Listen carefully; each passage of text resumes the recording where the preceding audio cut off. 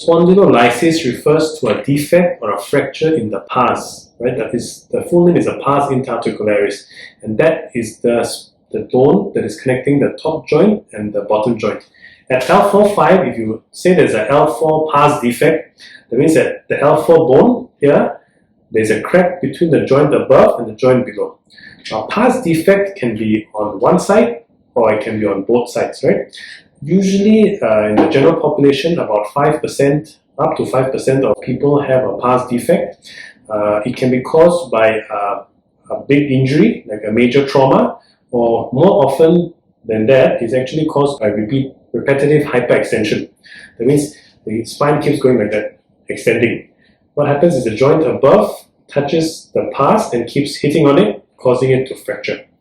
The pars defect by itself is not as problematic.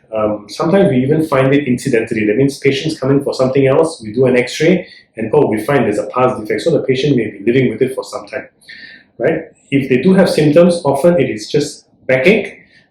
It's more common to see it at L5, but you can sometimes see it at L4.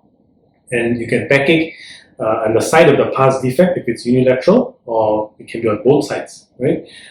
Treatment for that usually is medication, physiotherapy, core exercises, swimming, some changes in the posture, and ergonomics, and quite often most patients will get better.